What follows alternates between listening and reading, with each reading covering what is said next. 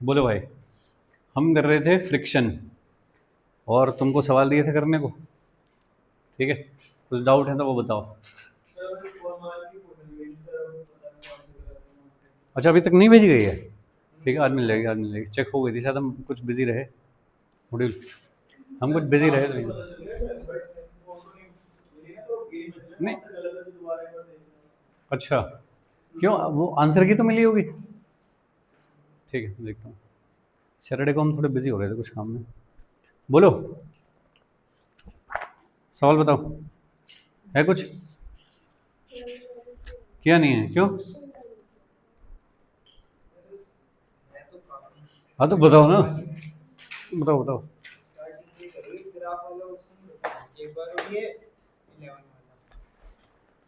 देखिए, page number 216, question number 1, page number 216।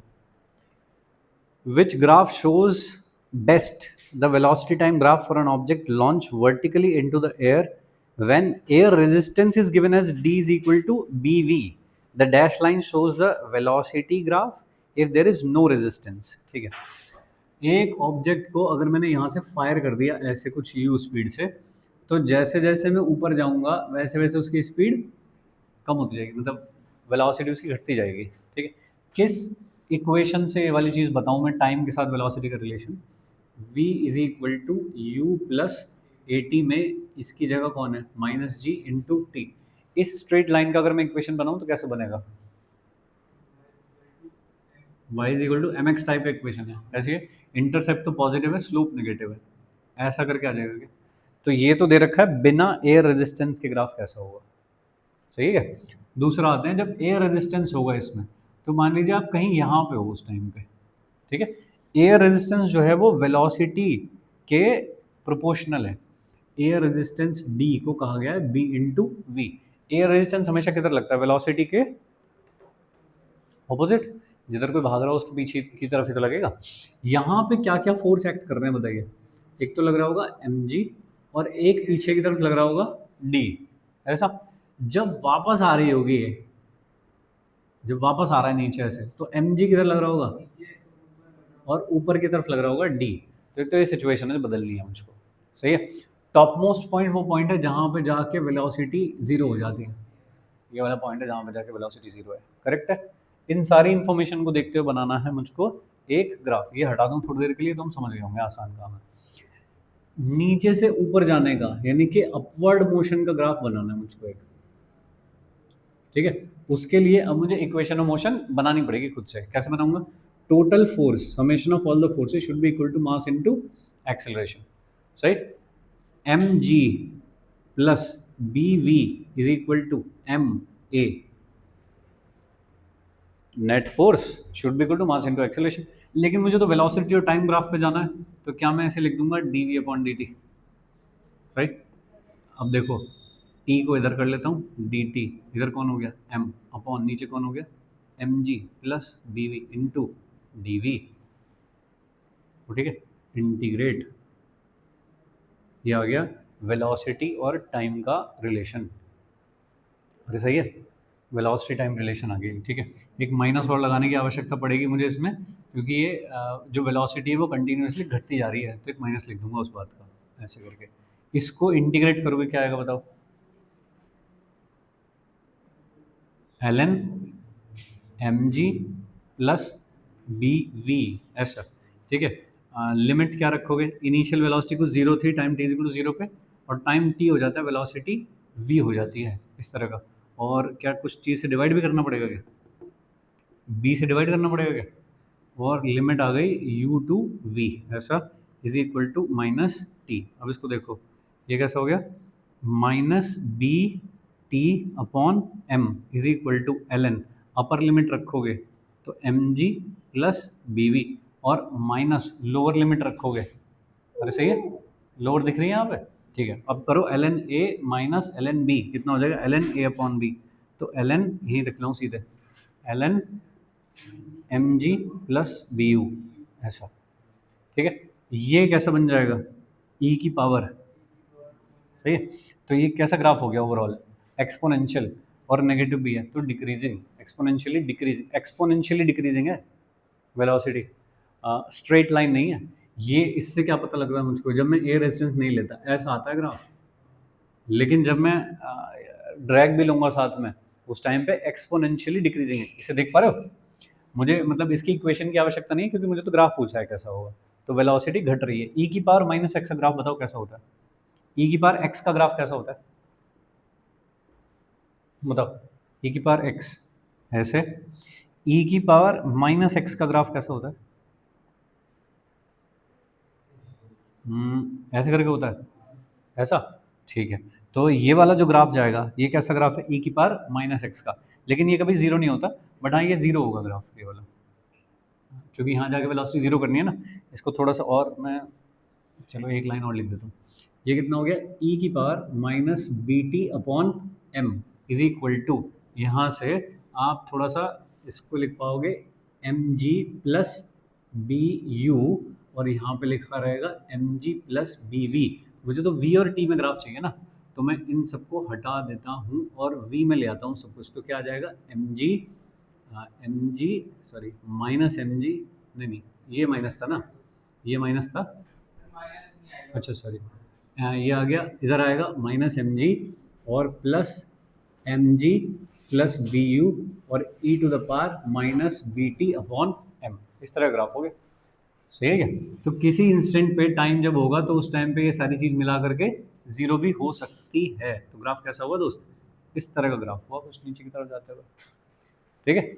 और जो पहला वाला ग्राफ था वो क्या था? ये वाली लाइन थी, तो एक लाइन हो गई ये वाली करके सीधी, ऐसा ग्राफ हुआ था इसका, ठीक है। अब इनमें देख ले कौन सा वाला मैच हो रहा है।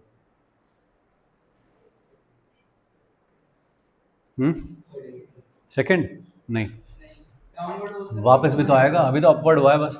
जब डाउनवर्ड आएगा नीचे उस टाइम में तो वेलोसिटी बढ़ रही होगी, बढ़ रही होगी तो फिर ई की पावर एक्स में बढ़ेगी, तो भाई फिर ये यहाँ से बदलना शुरू हो जाएगा ग्राफ के, यहाँ से ऐसा होना शुरू हो जाएगा ग्राफ, इस तरह का ग्राफ हो जाएगा, ठीक है। बढ़िया सवाल। ओके नेक्स्ट देखिए, question number 11, question number 11 on page number 217 ऐसा है। ये बहुत ही सही चीज़ होती है यार ये वाली, ये जो थोड़ा सा इंक्लाइन पे प्रोजेक्ट करते हैं ना कुछ भी। There is an incline surface inclination 30 degree, तो ऐसा दे रखा है भाई एक इंक्लिनेशन,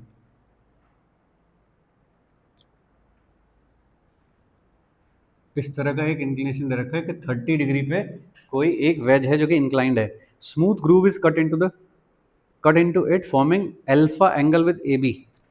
ए बी ये कोई लाइन है यहाँ पे दिखा रखी है कि ए बी, और यहाँ पे ग्रूव काटा है इसके अंदर, ऐसा ग्रूव मतलब एक ऐसे टनल काट दी ऐसे इसके अंदर, है ना, होल कर दिया ऐसे करके एक, फॉर्मिंग एन एंगल अल्फा, और ये वाला जो एंगल है ये 90 डिग्री है, ऐसा कुछ कह रखा है भाई, पता नहीं क्या क्या बना रखा है।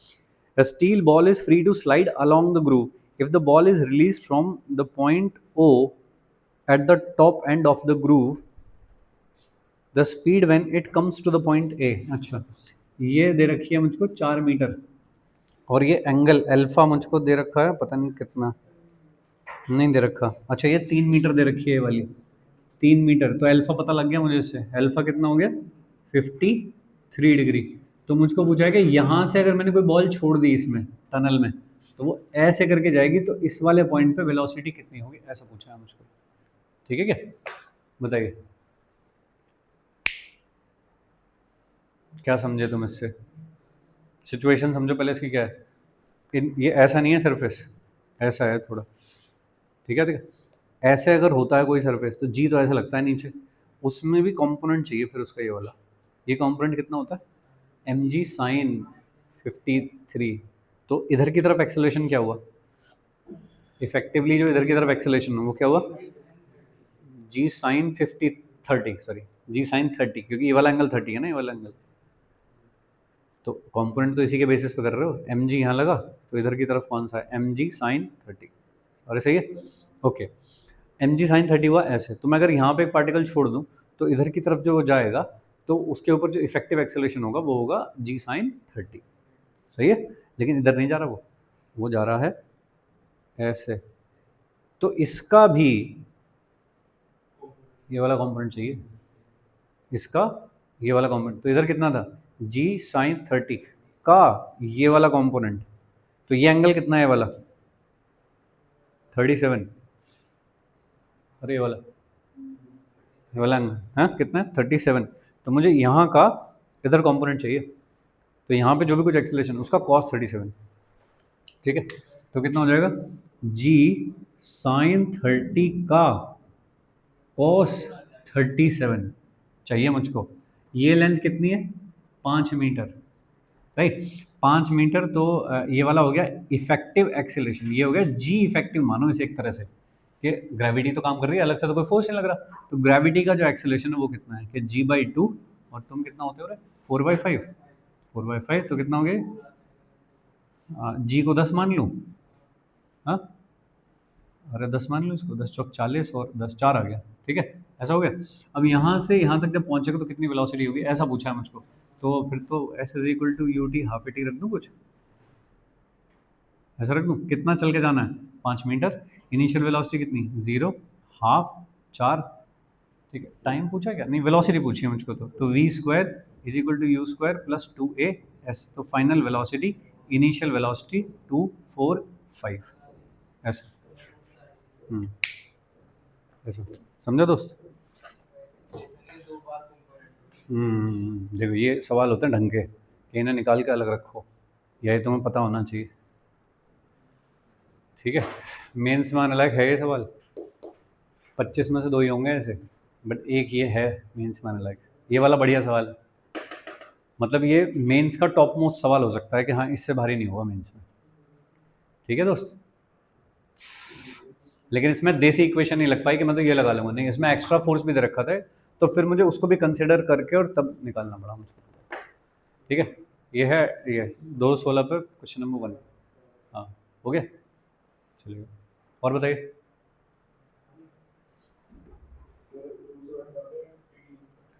दो सौ 218 पे 18, और तो बहुत ही बुरा है तो।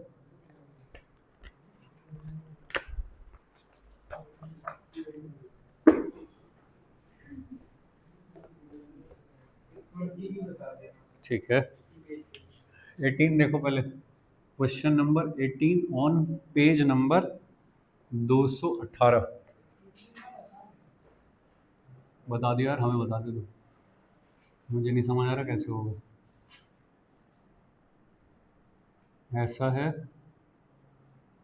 और एक ब्लॉक रखा है यहाँ, और एक ब्लॉक रखा है यहाँ, और ऐसा, और यहाँ पे एक ब्लॉक है, ये है सी, ये है बी, और ये है ए, ये वाली सारी चीज़ है fix.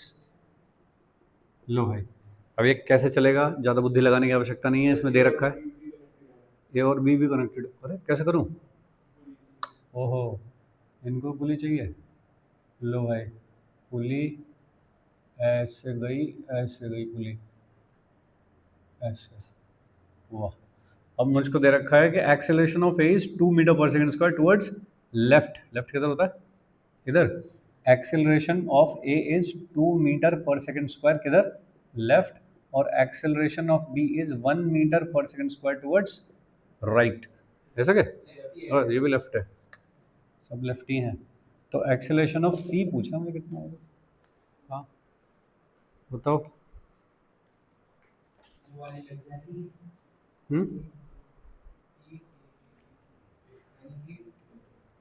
T T T T, हाँ सब जगह 2 ही टेंशन है, हाँ तो क्या होना चाहिए बताइए।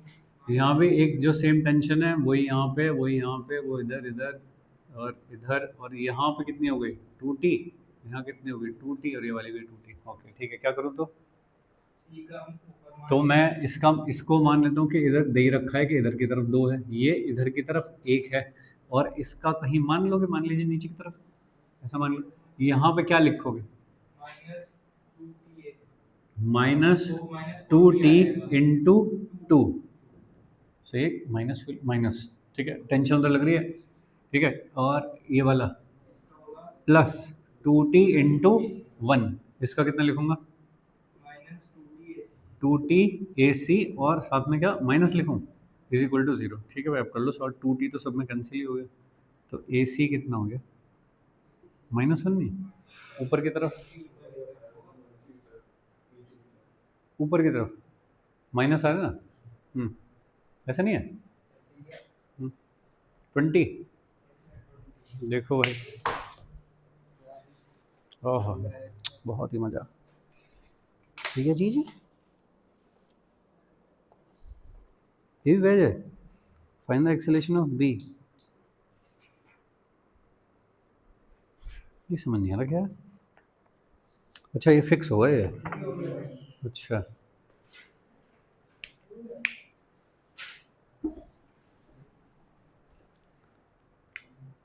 Question number 20, page 218। सर बिल्कुल बिल्कुल, देखिए जब भी मुझे दो चीज़ों को ऐसे करके वेलोसिटी पूछी हो तो भाई मेरे पास और कोई दूसरा तरीका है ही नहीं। मैं दो एक चीज़ ही जानता हूँ बस, वो है, एक तो है पुली कंस्ट्रेंट जो हमने इसमें किया, फिर एक होता है वेज कंस्ट्रेंट। वेज कंस्ट्रेंट की एक ही इक्वेशन जानता हूँ मैं, और वो क्या होती है, velocities along common normal should be 0, sorry same, velocities along common normal should be same, ऐसा दे रखा मुझको। ये एक वेज है, यहाँ पे एक वेज है, इसके बारे में कुछ बता नहीं रखा, तो मैं तो मान लूँगा कि ये जो है रेस्ट पे ही है, मतलब ये वाली चीज़ ऐसा मान रहा हूँ। यहाँ पे एक बॉल है ऐसे, ये बी है ये ए है, तो इसका एक्सेलरेशन इधर की तरफ, वेज का ए दे रखा है, तो बॉल का एक्सेलरेशन पूछा है कि कितना किधर होगा, ऐसा पूछा है मुझको। ठीक है, तो थोड़ा सा सोच के देखो कि कैसे चलेगा सारा सिस्टम, क्यों चलेगा। और अगर ये ऐसे जाए ऊपर, यहाँ जाए, तो यहाँ पे गैप बनेगा, थोड़ा गैप बनेगा, तो ये बॉल नीचे आएगी। तो उसका उल्टा, अगर ये नीचे जाता होगा तो ये गैप कम होता होगा, कम होता होगा जब बॉल ऊपर जाती होगी। बॉल ऊपर जाएगी तो जाएगी कैसे, इस लाइन पे जाएगी ना, क्योंकि ये वाली लाइन तो फिक्स है, तो इसका कुछ एक्सेलरेशन है यहाँ, ऐसा होना चाहिए। अरे कैसे चलेगा वो समझ रहे हो। ठीक है, अगर ऐसे नहीं दिखा करे तो थोड़ा सा एक नई फिगर बना के देख लिया करो, कि मान लो कि मैं इसे थोड़ा सा ऊपर शिफ्ट कर दूं,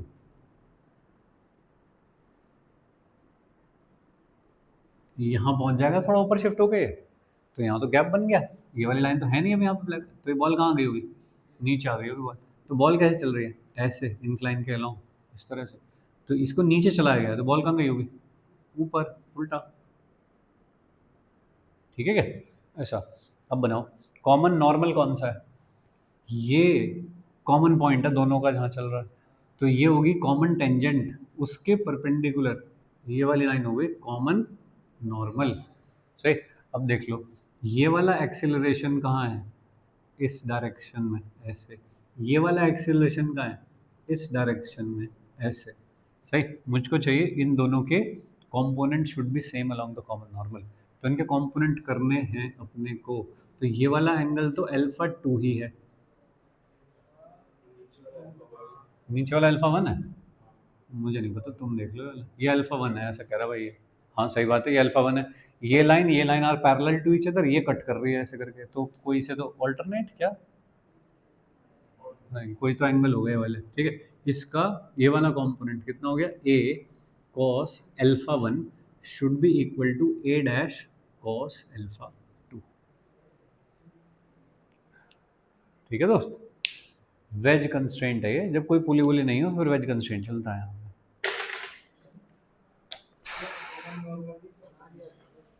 हम्म, देखो कॉन्सेप्ट, हाँ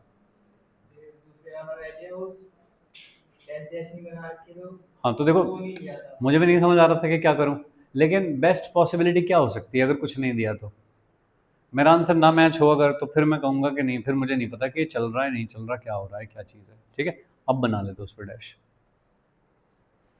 भाई जितना समझ में आ रहा है, जो बेस्ट पॉसिबिलिटी हो सकती है उसके हिसाब से आंसर करो। एग्जाम में भी ऐसे सवाल मिलेंगे, तुम कहोगे ये क्या हो रहा है, ये ठीक नहीं है, तो जो बेस्ट पॉसिबिलिटी है उसके हिसाब से कर दो। ठीक है, अगर कोई गलती हुई तो फिर बोनस होगा ही, तो मिल ही जाएंगे तुम्हें, बट छोड़ना नहीं चाहिए ऐसा सवाल जिसमें लग रहा हो कि गड़बड़ है, क्योंकि अगर तुमने अटैम्प्ट नहीं किया तो तुम्हें सवाल फिर बोनस नहीं मिलेंगे।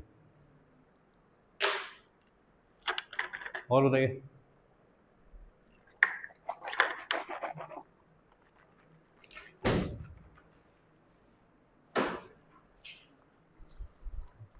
और बोलो।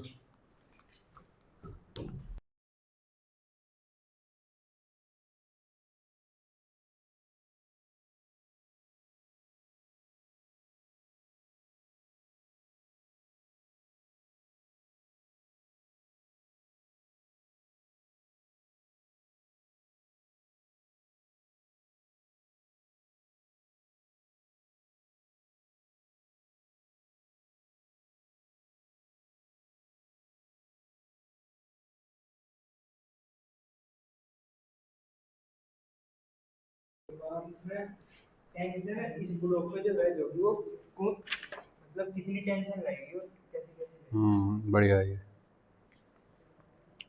पहले तो भाई इसका चाहिए कंस्ट्रेंट। क्या हटा दूं मैं यहाँ से, ये हटा दूं?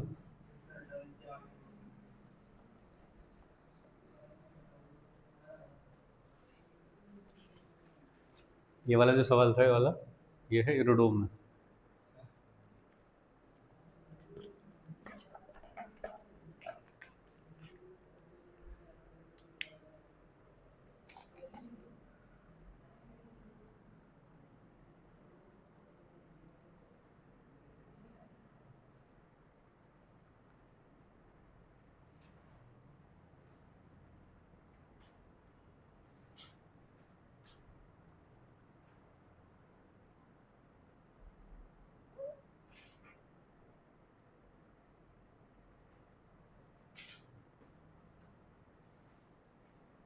ऐसा है,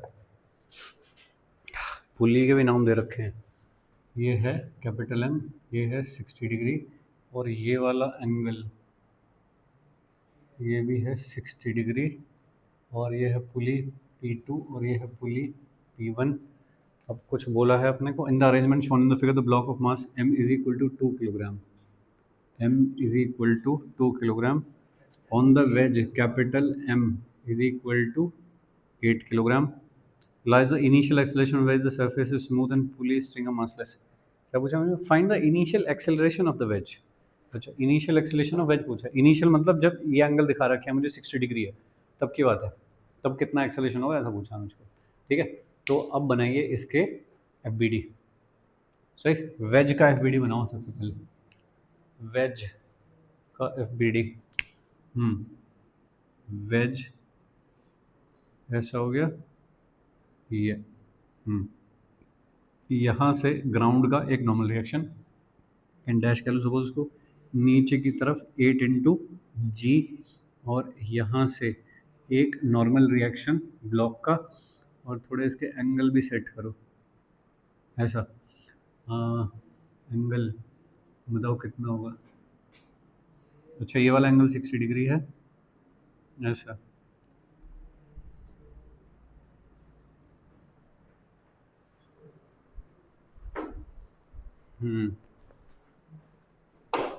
ये वाला एंगल हो गया 60 डिग्री ऐसा। और क्या है, टेंशन, ये है पुली यहाँ पे, तो इस पे एक टेंशन तो लगेगी इसके अलोंग, और एक टेंशन लगेगी यहाँ से 60 डिग्री पे, ये वाले टेंशन, और एक टेंशन लगेगी यहाँ से। देख लो भाई एक बार, ठीक है। इस डायरेक्शन में P2, P2 में जो एक टेंशन तो लगी है ऐसे, हाँ, एक इस डायरेक्शन में लगी नहीं तो P2 कौन सा हमारे सिस्टम का पार्ट है? हमारा सिस्टम कौन है? वेज।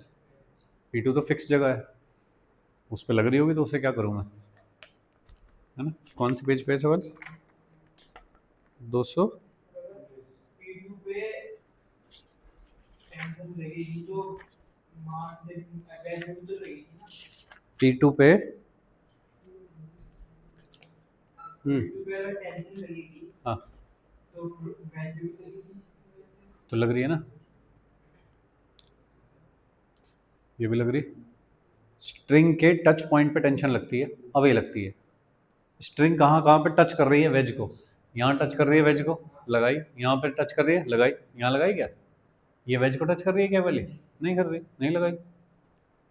ठीक है, क्या P2 मेरे सिस्टम का पार्ट है? नहीं है, तो क्यों क्यों बनाऊंगा उसकी टेंशन? बोल दोस्त। कुछ रह रहा है इसमें? अब बता, जल्दी बता, क्या करने में? एंगल लेने में दिक्कत आती है, ठीक बात है, मुझे भी आती है, ठीक है ना। देख, ऐसा सरफेस था, ऐसा सरफेस है, ऐसे नॉर्मल लग रहा है, जुगाड़ बता रहा हूँ, बाकी तो तू ये लेफ्ट राइट करके निकाल ही लेगा। ऐसा करके था, जब भी कोई तुझे ऐसी दिक्कत आ रही हो तो 4 लाइनें खींच ले। 4 लाइनें कैसी? ये गई आगे, 2 ऐसे खींच, अब हो गए ये 60, तो ये वाला, तो फिर ये वाला, हर ऑल्टरनेट 60 हो जाएगा, ठीक है। थोड़ा जल्दी करने के लिए ऐसा करके था, हमारा जो सिस्टम है वो कैसा हो गया, इंक्लाइंड, ये वाली चीज़ ऐसे है, उस पर ये ऐसे है इधर से, ठीक है। पहले कैसे था? ऐसे, ये वाला, ये घूम गया ऐसे, ये ऐसे घूम गया, ये ऐसे घूम के कितना हो गया?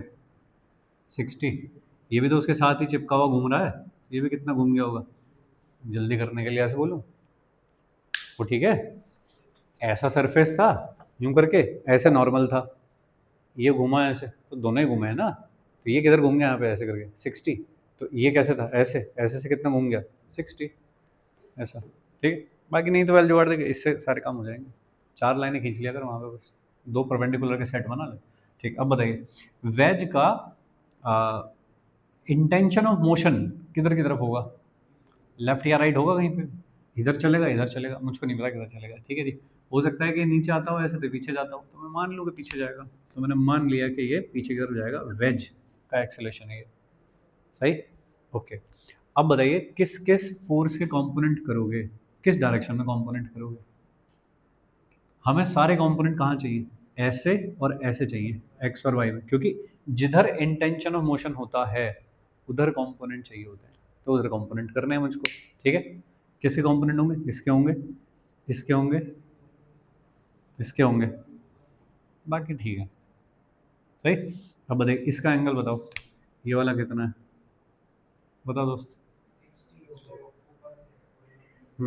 ये वाली लाइन, ये वाली लाइन आप पैरेलल टू ईच अदर, ये काट रही है उनको ऐसे, तो ये और ये वाला, ये एंगल भी कितना हो गया? 60। तो टी कॉस 60 और इधर टी कॉस 60, ये तो कैंसिल आउट होगा, बेकार चले गए। तो इनसे कुछ नहीं हो रहा, ये बचा, और एक इसका कंपोनेंट आएगा इधर, वो बचा। तो कौन कौन से कंपोनेंट बचे? एक तो बचा टी, ये वाला, प्लस एन साइन 60 इधर, और कोई है क्या? ध्यान से देख लो, नहीं, ये मर चुका है, ये मर चुका है, ये इज इक्वल टू क्या? एम ए, ऐसा हो गया, ये हो गई एक इक्वेशन, सही है। इधर की तरफ इक्वेशन लिख के मुझे कुछ मिलेगा नहीं, नया अननोन आ जाएगा सिस्टम में, तो ये मेरे लिए कुछ खास बात है नहीं करने की, तो इसलिए मैं वर्टिकल वाली इक्वेशन नहीं लिखता। तुम लिखना चाहोगे तो लिख लोगे, तो एन डैश आ जाएगा उसमें, एन डैश आती है तो अननोन घुस गया, अननोन घुस गया तो फिर मैं, तो मतलब नई इक्वेशन आई, नया अननोन आ गया, क्या फ़ायदा हुआ, ठीक है ना। अगर कोई दूसरी इक्वेशन आए लेकिन अननोन ना बढ़े तो वो मेरे काम की होगी, ठीक है जी। ये हो गया वेज का। अब बनाओ ब्लॉक का, इंक्लाइन बनाओ पहले ऐसे, और उसके बाद इस पे लिखो कि तुम कौन हो। तुम हो एक ब्लॉक, और तुम्हारा एम है यहाँ नीचे की तरफ, और तुम पे एक नॉर्मल रिएक्शन लग रहा है ऐसे। बता दो फटाफट, ये एंगल बता कितना है? ठीक है जी, एक लग रही है यहाँ पे ऐसे टेंशन, इस तरह का हो गया, बोल, ये वाला 60 हो जाएगा, ठीक है। अब उल्टा कर ले इसी काम को, कि वेज था ऐसे, और उस पर ऐसे लग रही थी नॉर्मल ऊपर की तरफ, जब कोई ब्लॉक यहाँ रखा है तो उस पर नॉर्मल कहाँ लगे? ऊपर की तरफ। अब तुमने क्या करा? इसको इंक्लाइन बना दिया ऐसे घुमा के, तो ये भी तो घूम गई फिर 60 डिग्री, ये वाली 60 तो ऐसे घूम गई 60 डिग्री, ऐसा, ठीक है। चलो, ये समझ गए? इतना हो गया, और कुछ? क्या? कहाँ से बैठ के देख रहे हो? क्योंकि ये 2 फ्रेम में चल रहा होगा, यहाँ बैठ के देखोगे वो अलग चल रहा होगा, लेकिन ये अगर ये थोड़ा पीछे जाएगा, इसके पीछे गैप बनेगा, तो ये थोड़ा सा ऐसे नहीं कि नीचे जा रहा होगा यूँ, ये ऐसे जा रहा होगा इधर की तरफ, तो मुझे देखना भारी काम हो जाएगा, तो इसलिए मैं नॉन इनर्शियल में बनाना चाहूँगा इसे, तो एक सूडो लगाऊंगा। किधर लगाऊँ? किस पे बैठ के देख रहा हूँ मैं? इस पे बैठ के देख रहा हूँ, सूडो किधर लगाऊँ? तो इस साइड, तो इधर की तरफ मैंने लगा दिया एक सूडो। वो कितना होगा? 2 mass of the particle and acceleration of the frame जिस पे आप बैठे हो, उसका एक्सेलेरेशन कितना था? EW, ऐसा। ये हुए भाई सारे फोर्स। इन सारे फोर्स के होते हुए मुझे ये किधर चलता दिखेगा? नीचे की तरफ।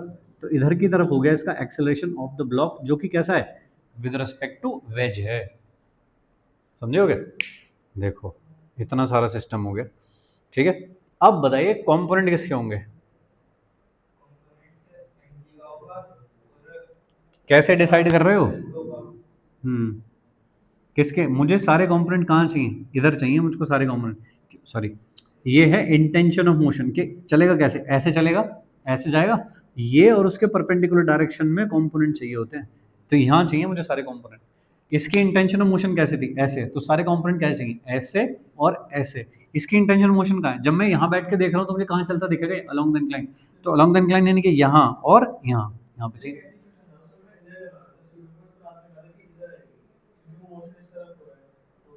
हाँ तो होगा शायद उसमें मोशन, मैं क्या करूँ उसमें, इसमें मैंने किधर माना है इसको, इधर माना है, तो सूडो कहाँ लगाऊंगा, बस, तो उसमें इधर चल रहा होगा तो सूडो पीछे लगा हुआ है, ऐसे रट के थोड़ी लगाऊंगा सूडो में,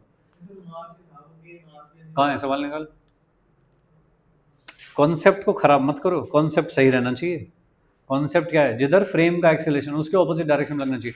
तुम कहने लोगे मैं तो इसे इधर खींच के ले जाऊंगा, तो मैं सूडो फिर उधर ही लगाऊंगा, ठीक है। तो भाई मैं तो कॉन्सेप्ट से बाहर तो नहीं निकल सकता मैं, चलेगा।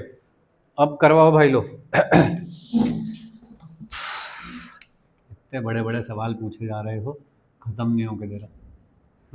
ये देखो, ये एंगल कौन सा, ये 60, तो ये कहाँ चला गया रे, तुम हो वर्टिकल, ये वर्टिकल, और ये आया इधर ऐसे, तो ये 60, तो ये वाला एंगल 60 डिग्री, सही है। अब देख लो भाई कंपोनेंट, इसका कंपोनेंट, अच्छा ये वाला कितना है, और 60 डिग्री, तो mg का इधर की तरफ कंपोनेंट आएगा, वो आएगा mg को 2g लिख लूँ सीधे, तो 2g साइन 60 इधर की तरफ कंपोनेंट, फिर इसका इधर की तरफ कंपोनेंट प्लस करो 2aw cos 60 माइनस टेंशन ऊपर की तरफ। अरे देख, इसका ये वाला कंपोनेंट, कलर चेंज कर लेता हूँ तुझे अच्छा समझ में आएगा, इसका ये वाला कंपोनेंट और इसका ये वाला कंपोनेंट, ये दोनों, इसका इधर कंपोनेंट कितना आता है साइन 60, और देख ऐसा रट के मत रखना, मतलब पता चला कभी यहाँ का एंगल दे रखा है तुमने 60 लिखा, तब कॉस लिखोगे तब, ठीक है। तो सोच समझ के लिखना, अगर यहाँ वाला एंगल दे रखा है तभी साइन होता है, अगर इधर का एंगल दे दिया ना कि यहाँ इंक्लाइन का ये वाला एंगल फिर कॉस हो जाएगा वो, तो ऐसी गलती नहीं करने का, ठीक है। इधर का ये वाला कंपोनेंट कॉस हो गया, माइनस टी ऊपर की तरफ जा रहा था वो वाला कंपोनेंट ये हो गया, is equal to mass into acceleration, mass into acceleration कौन सा है, ए बी डब्ल्यू, ऐसा लो भाई, ये हो गई इक्वेशन नंबर 1 और ये हो गई इक्वेशन नंबर 2, सही है। कितने अननोन है चेक कर लो, एक तो है टेंशन, एक है ए डब्ल्यू और एक है ए बी डब्ल्यू, सही। और कहाँ से आएगी इक्वेशन,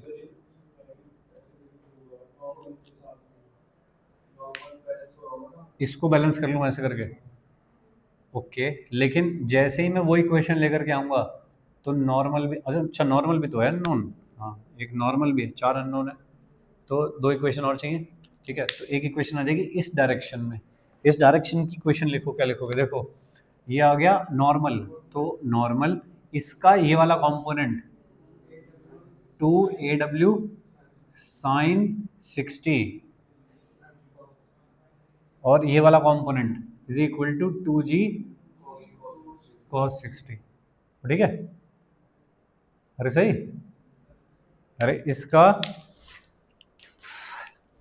इसका इधर वाला component plus normal should be equal to इसका इधर वाला कंपोनेंट, टेंशन का तो कोई लेना देना है ही नहीं, ऐसा करके हो गया। ये हो गए भाई 3 इक्वेशंस, लेकिन चौथी भी चाहिए फिर, बोलो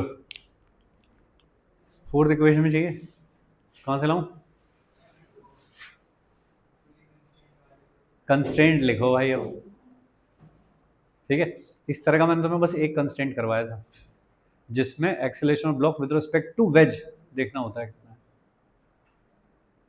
ठीक है क्या, वो वाला एक कंस्ट्रेंट करना है और तब आ पाएगा, ठीक है, ओके।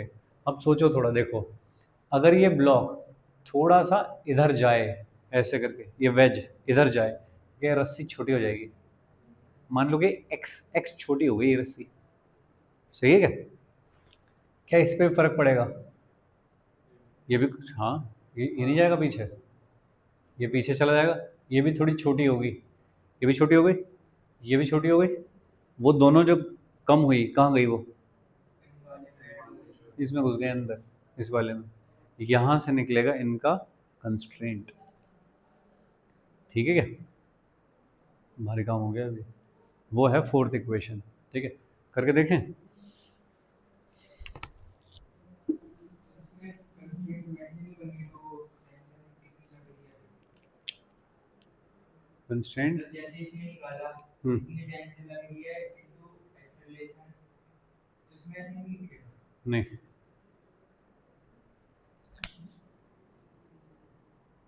ये वाला एंगल भी है 60 डिग्री, लेकिन ये चेंजिंग है, एंगल चेंज हो रहे हैं, तो मैं इसे थीटा मान लेता हूँ। ठीक है क्या, तो चलो चलो तुम्हारा वाला लिख के देखते हैं। यहाँ पे क्या है, टी, इधर टी, यहाँ पे टी, यहाँ पे भी सेम वही टी। ठीक है, अब लिखो, चलो क्या लिखोगे, बताओ, बोलो। वेज पे कितनी टेंशन है, वेज की टेंशन देखो, एक तो ये टी, फिर एक इधर की तरफ आएगी टी कॉस 60, 60 नहीं थीटा लिख रहा हूँ अब मैं इसको, और इधर की तरफ आएगी टी कॉस थीटा, ऐसा। नीचे की तरफ भी आएंगी दो टेंशन साइन वाली, लेकिन क्या ब्लॉक नीचे चल रहा है या वेज नीचे चल रहा है, नहीं ब्लॉक चल रहा है नीचे, तो ब्लॉक के बारे में कुछ हो सकता है, वेज का कुछ काम नहीं है इनसे। ठीक है, तो इन दोनों टेंशन से अभी तो इस इंस्टेंट पे तो कुछ नहीं होता, इनसे कुछ नहीं होता कंस्ट्रेंट, इससे होता है जो भी होता है। ठीक है, तो ये होगी छोटी ऐसे करके, तो टी इंटू एक्स ऐसा लिखूँ कुछ। ठीक है ना, तो क्या लिखूंगा, T tension into x, x किसका, वेज का डिस्प्लेसमेंट। भाई इनका तो वर्क डन जीरो है, ये जितना फोर्स इधर था उतना ही फोर्स इधर था, तो इन दोनों का वर्क डन क्या हुआ, जीरो, तो किसका वर्क डन बचा बस इसका, तो इसका वर्क डन क्या हुआ, टी डॉट एक्स वन, और टी भी उधर, डिस्प्लेसमेंट भी उधर ही मान रहा हूँ। ठीक है क्या, ब्लॉक पे आ जाओ, ब्लॉक पे टेंशन कितनी लग रही है, टी, और डिस्प्लेसमेंट ऑफ ब्लॉक, लेकिन कैसा है, with respect to wedge is equal to zero. अब टेंशन कैसे लग रही है इधर, ब्लॉक कहाँ जा रहा है, नीचे, वो भी कैसा, displacement of block with respect to wedge है ये, वो वाला एक्सेलरेशन, ऐसा करके आ गए। तो कितना हो गया, X B W is equal to X W, दो बार डिफरेंशिएट करोगे तो acceleration of block with respect to wedge is equal to acceleration of wedge के बराबर है। ठीक है, चलो एक चीज़ तो ढंग की आई कम से कम, उसमें ए बी डब्ल्यू और ये एक इक्वेशन ये होगी कि सारे बराबर है। हाँ, डबल क्यों हो जाएगा, इसको ओपन कर लेंगे ए बी डब्ल्यू को, ए बी डब्ल्यू को ओपन कर लेंगे वो A B minus A W. नहीं, उसकी आवश्यकता नहीं है ना मुझे, क्योंकि तुम क्या सोच रहे हो कि मैं acceleration of block with respect to ground निकाल रहा हूँ, इसकी तो ज़रूरत ही नहीं, मेरे कहीं है, कहीं किसी इक्वेशन में ए बी है कहीं पर, नहीं है, तो मुझे ज़रूरत ही नहीं है लिखने की। मेरे सारी इक्वेशंस में क्या बैठा है, बस ए बी डब्ल्यू और ए डब्ल्यू, तो मैं तो ये रिलेशन सफिशिएंट है मेरे लिए। तो अगर मुझे ग्राउंड के रिस्पेक्ट में पूछा जाए तब मैं बताऊंगा ना। ठीक है क्या, ऐसा, ये हो गई 4 इक्वेशन, 4 अननोन। ठीक है भाई, अब देखो सॉल्व करने का दम नहीं है भाई मुझे, सॉल्व तुम कर लेना। ठीक है, बट चलिए, एकदम बुद्धि खोलने वाला सवाल है। सब ठीक, बोलो और बताओ, ये करके आए हो सही में, ये ऐसे पूछ रहे हो अक्कड़ बक्कड़ करके, करें, अरे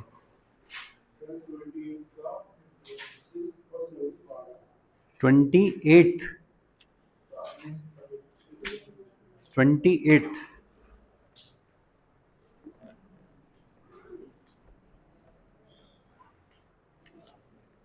what will be the reading of the spring balance in the figure shown in the different situations। अच्छा, when a is equal to 0, v is equal to 0, ये तो समझ ही गए होगे, जब acceleration is equal to 0, velocity is equal to 2 metre per second, फिर भी समझ गए होगे। फिर तीसरा वाला, जब a is equal to 0, v is equal to -2, ऐसा, ये भी हो गया। ठीक है, फिर अच्छा, इतने पार्ट हैं इसमें, कौन सा पार्ट, ओह 6 कौन सा होता है भाई, 5 और 1 6, a is equal to 2, v is equal to 2, ऐसा। उस टाइम पे क्या पूछा, reading of the spring balance. ठीक है, देखिए, तो तुमने देख लिया होगा वेलोसिटी से कोई फर्क पड़ नहीं रहा। सिचुएशन देख लो एक बार कैसी है, ऐसे करके पूरी एक लिफ्ट जैसी टाइप ऑफ सिचुएशन है, और ये है एक स्प्रिंग और यहाँ पे एक वेट लटका हुआ है जो कि है 10 किलोग्राम का वेट। एक्सेलरेशन मुझको दिखा रखा है ऊपर की तरफ, और वेलोसिटी मुझको दिखा रखी है ऊपर की तरफ, ऐसा दिखा रखा है। और फिर जो इसका सिक्स्थ पार्ट है उसमें कहा गया है कि acceleration is 2 metre per second square and velocity is sixth part 2 metre per second. तो मुझको ये पूछी है, बैलेंस की रीडिंग पूछी है मुझको कि क्या होगी, सही है ऐसा। तो अगर मैं यहाँ बैठ के देखूँ, ये अंदर बैठ के, तो एक नॉन इनर्शियल फ्रेम होगा, उसके रेस्पेक्ट में 10 किलोग्राम का एफबीडी बनाना, मुझे बता 10 किलोग्राम का एफबीडी, जल्दी बोल। ठीक है, ऊपर स्प्रिंग फोर्स हो गया, एक मिनट, हाँ सूडो किधर, नीचे लगेगी, कितनी लगेगी, ए, सही है, ठीक है। तो यहाँ से बैठ के मुझे ये वाली चीज़ कैसी दिखाई देगी, स्टेशनरी। स्टेशनरी दिखेगी तो मैं क्या लिखूँ, F spring force should be equal to 10A plus 10G। ठीक है, ए की वैल्यू कितनी है, 2, तो कितना हो गया 10 और 12, 120 न्यूटन। 150 क्यों देगा, कुछ छोड़ा है क्या मैंने।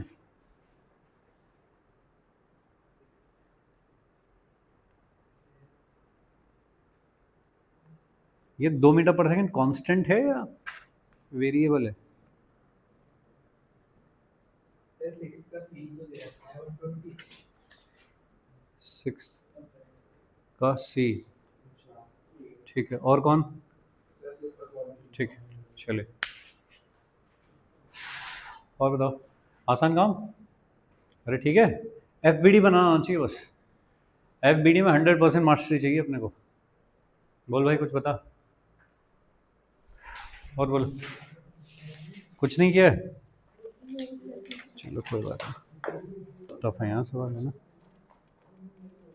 ठीक है। सर इसमें पेज पे जब लिखेंगे सिर्फ टेंशन ये वाला तो नहीं।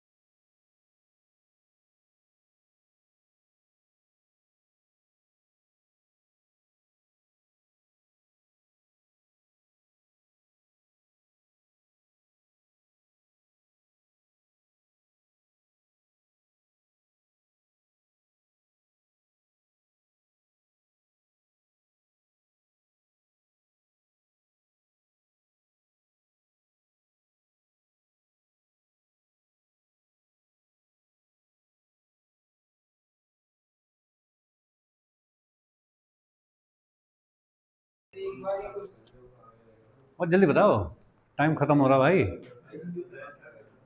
अरे जल्दी बता। हाँ 33। A trolley is accelerating down the incline at an angle theta with an acceleration g sin theta. Which of the following is correct? Alpha is constant angle made by the string with vertical. Tension is equal to इतना, FBD बना दे। ऐसे करके है, यहाँ पे गाड़ी है और गाड़ी में 2 पहिए भी लगे हैं, और ये इसका वर्टिकल हो गया ऐसे एग्जैक्ट, और यहाँ पे है ये जो पार्टिकल है वो ऐसे है पीछे की तरफ, ये वाला एंगल अल्फा दे रखा है मुझको, ये वाला एंगल अल्फा, और ये एंगल दे रखा है मुझे थीटा। बता एफबीडी बता क्या बताएगा इसका, नीचे की तरफ क्या लगाएगा, और यहाँ पे क्या लगा देगा, और क्या लगाएगा, इसी में बैठ जा और सूडो लगा दे। ठीक है, इसका खुद का एक्सेलरेशन कहाँ है, जे साइन थीटा, तो सूडो कहाँ लगेगा, इसके ऑपोजिट, यानी कि यहाँ लगेगा pseudo, M G sine theta. M जो मास है वो इसका है, छोटे का, और ये एंगल बता कितना है, थीटा, क्योंकि ये थीटा पे था ना ये, तो थीटा पे ज़्यादा पीछे लगना चाहिए इसके जस्ट ऑपोजिट। ऐसा करके हो गया, इन सबको बैलेंस बैलेंस कर ले बस। क्या कर लेगा?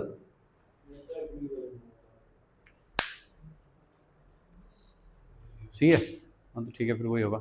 19 का आंसर गलत दे रखा है। 19 तुम लोग को भी गलत आ रहा है।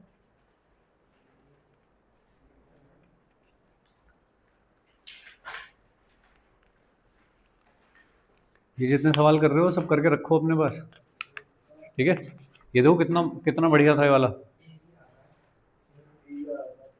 ए, ये तो करा सीधे रखा आंसर।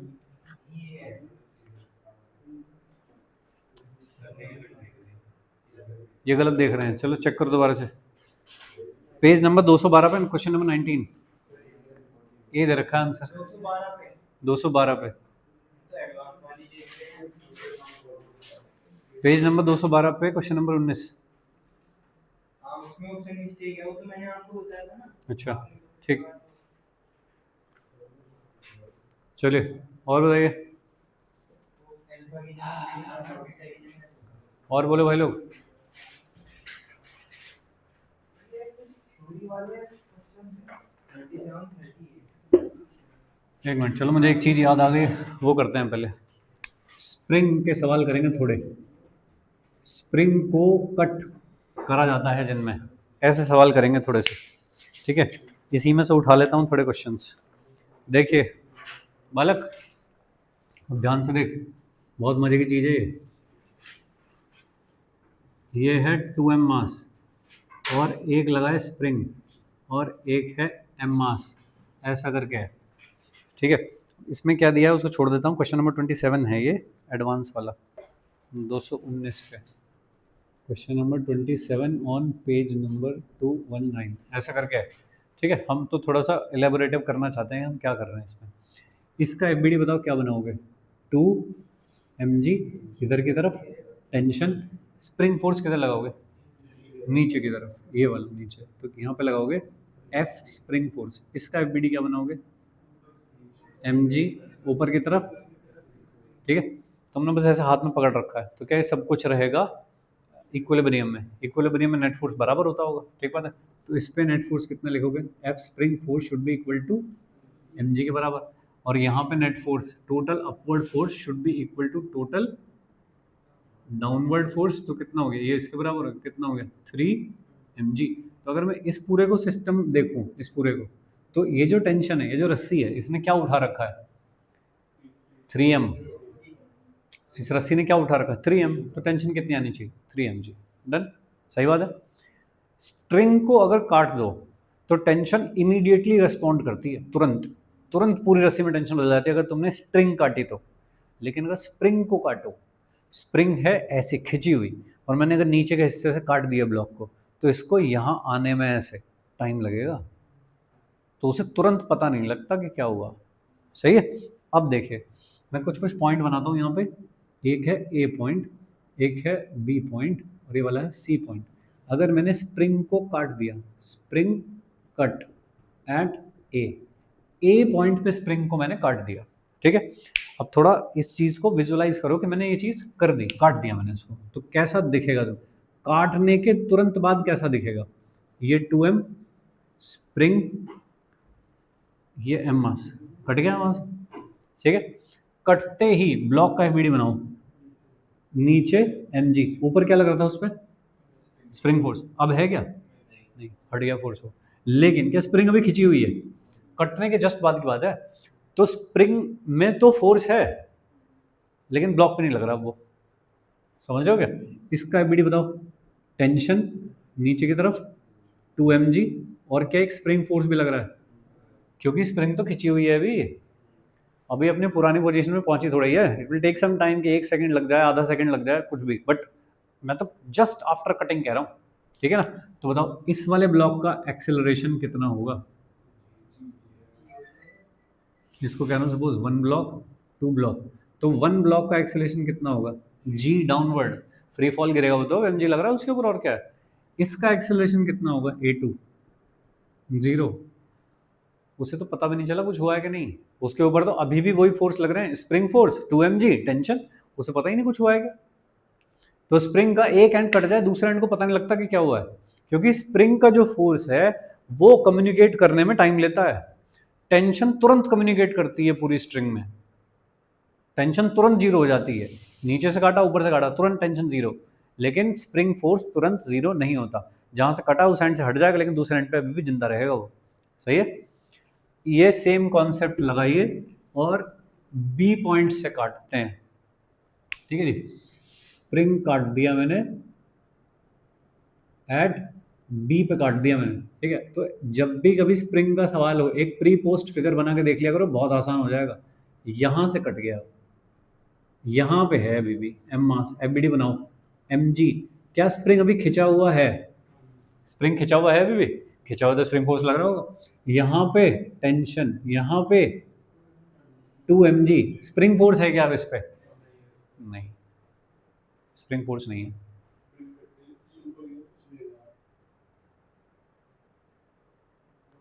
ठीक है क्या? अब बताओ उसका इक्वेशन क्या लिखोगे? टेंशन की वैल्यू कितनी है? 3 mg, और नीचे कितना है? 2 mg, अपवर्ड एक्सेलरेशन आएगा उसमें एकदम।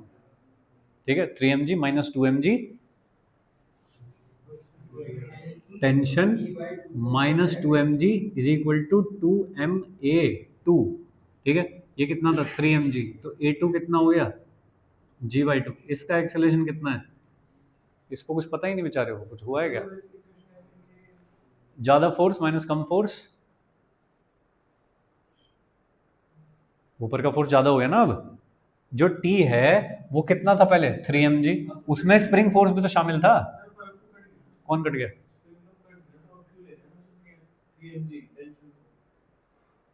स्प्रिंग, वो इसीलिए तो बैलेंस कैसे होगा? टेंशन अब कम होनी है, तो इसका मतलब ब्लॉक को कहाँ जाना पड़ेगा? ऊपर की तरफ। कितने एक्सेलरेशन से? g/2 से, तब जीरो हो पाएगी। ठीक है, स्प्रिंग कट एट सी, ऊपर वाले पॉइंट से काट दिया, ऊपर के पॉइंट से काटते ही ये कितना है? 2m, नीचे ये सब सही सलामत है ऐसा ही, ये m मास, ये कितना हो गया? mg, ऊपर की तरफ कौन है? स्प्रिंग फोर्स, ये कौन है? 2mg, यहाँ पे कौन है? स्प्रिंग फोर्स, टेंशन जीरो हो गई तुरंत। ठीक है, अब बताइए यहाँ पे क्या लिखोगे? Acceleration, net force is equal to mass into acceleration. Net force कितना है? F spring force plus 2mg upon 2m। ठीक है, स्प्रिंग फोर्स कितना है? mg के बराबर, तो कितना हो गया? mg 2mg 3 अपॉन 2, तो कितना हो गया? 3g/2 acceleration. किधर? डाउनवर्ड। इसका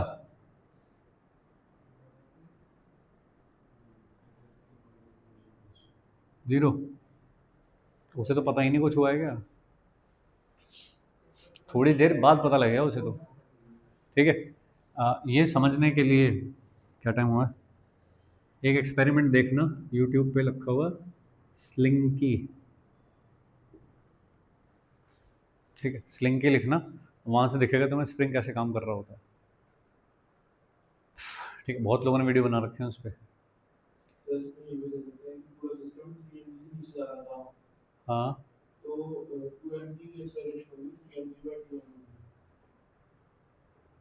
फिर से बोलना। हाँ, कैसे?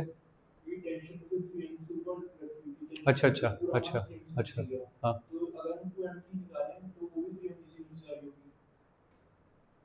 अच्छा, 2ma is equal to 3 mg। नहीं, 3 से तो पूरा सिस्टम जा रहा था ना, तो फिर तुम ऊपर वाले ब्लॉक को जब ले रहे हो, नहीं ऐसे कैसे बोलोगे? सेंटर ऑफ मास का भी एक्सेलरेशन है तब, जब आपने रस्सी काट दी ऊपर से, फिर सेंटर ऑफ मास का भी एक्सेलरेशन है। ठीक है ना, तो वो तो सेंटर ऑफ मास पूरा, इसमें पूछा जाए सेंटर ऑफ मास कितने से गिर रहा है? जी से गिर रहा है नीचे, क्योंकि अगर पूरे को सिस्टम ले लूँ तो कितना फोर्स है नीचे की तरफ? 3 mg, और मास भी कितना है? 3m, तो सेंटर मास का एक्सेलरेशन क्या हुआ? जी से डाउनवर्ड। ठीक है क्या? ऐसा, ओके। चलिए ये एक सवाल था, question number 27 and page number 12। Okay आगे चलते हैं। 32 देखिए।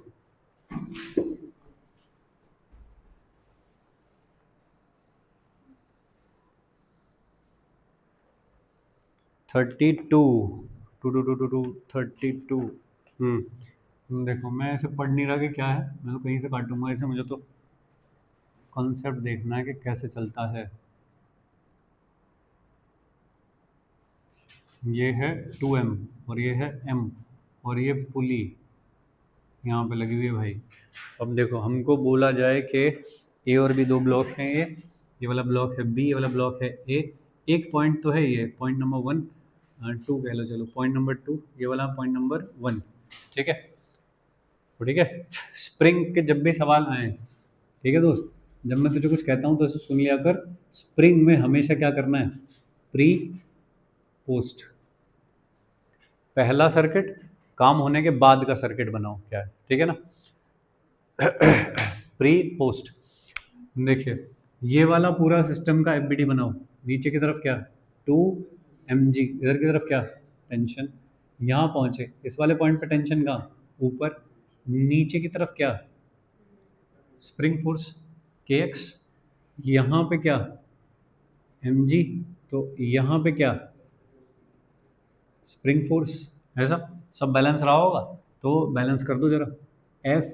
अच्छा बैलेंस क्यों रहेगा, उधर 2mg है, उधर 2m है, और इधर इसका तो खुद का ही एक्सेलरेशन होगा, तो वह तो खुद एक्सेलरेट हो रहा होगा ऐसे करके। काटने को कैसे बोला है फिर इसमें।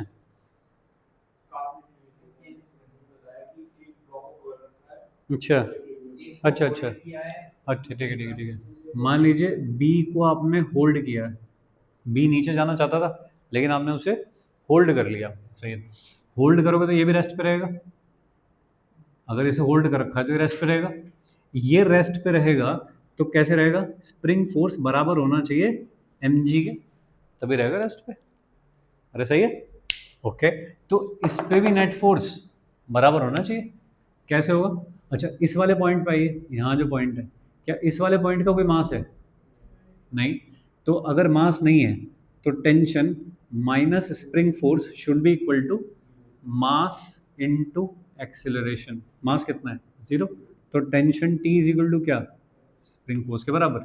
उधर पहुंच जाओ, बी ब्लॉक पे net force summation of all the forces at block B is equal to 0, तो टेंशन ऊपर की तरफ माइनस 2mg, नीचे की तरफ प्लस किसी ने पकड़ रखा है उसे, इज इक्वल टू 0 होना चाहिए।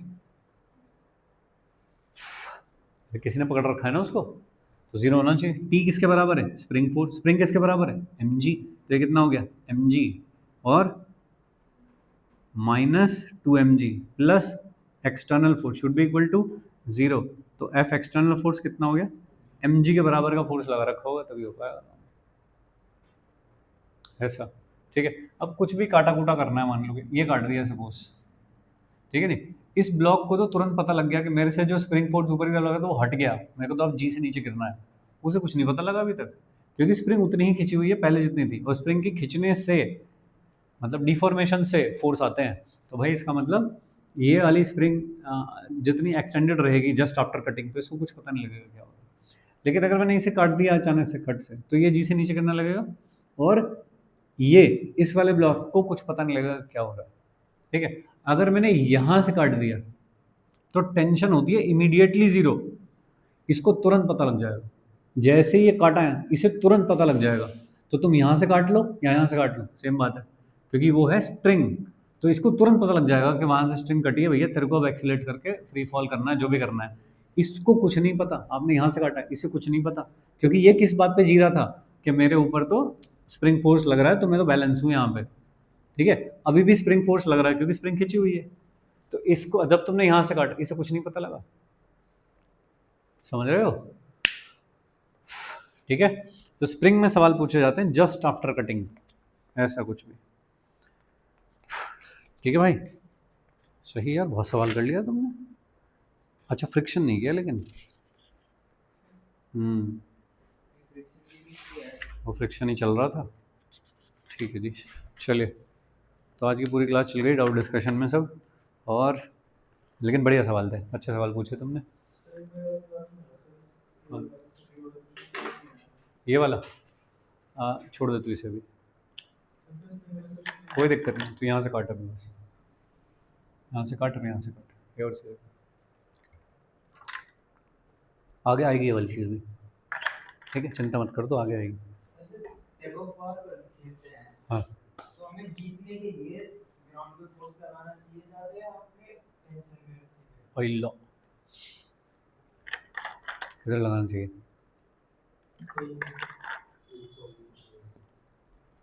तेरा एबीडी बनाओ तो कैसे बनेगा उस टाइम पे? मतलब ऐसे एक आदमी होता होगा, यहाँ उसके हाथ होते होंगे, ये पैर उसने ये कर रखे होते होंगे ऐसे करके, तो ज़मीन को किधर धक्का दे रहा है? ये आदमी ज़मीन को किधर धक्का दे रहा है? ज़मीन किधर धक्का देगी उसे?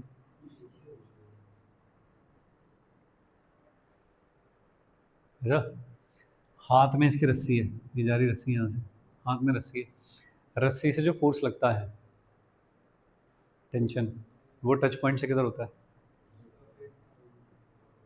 अच्छा ठीक है, तुम टेंशन बढ़ाना चाहते हो क्या?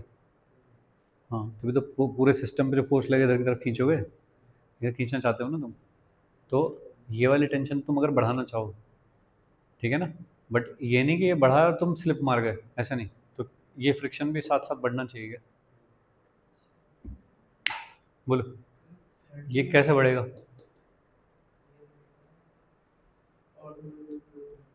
एफ का फॉर्मूला क्या होता है? F is equal to mu into N, तो दो चीज़ों पे खेलोगे, या तो म्यू बढ़ा लो, चलते गेम में म्यू बढ़ा लोगे? बोलो, नहीं, म्यू तो घर से बढ़ा के लाओगे पहले से ही, जूते कौन से वाले चाहिए, स्लिपरी नहीं होने चाहिए, ऐसे वैसे जैसे, तो म्यू तो सेट हो गया, इसका मतलब एन पे खेलना है तुमको। ग्राउंड को जितना कस के दबाओगे उतना ज़्यादा फ्रिक्शन दे पाएगी ग्राउंड, सही है क्या? तो जहाँ भारी आदमी होते होंगे, हाँ, उनका नॉर्मल रिएक्शन ज़्यादा होता होगा, मोटे प्राणी, ठीक है। तो ये चीज़ पे चलता होगा गेम शायद।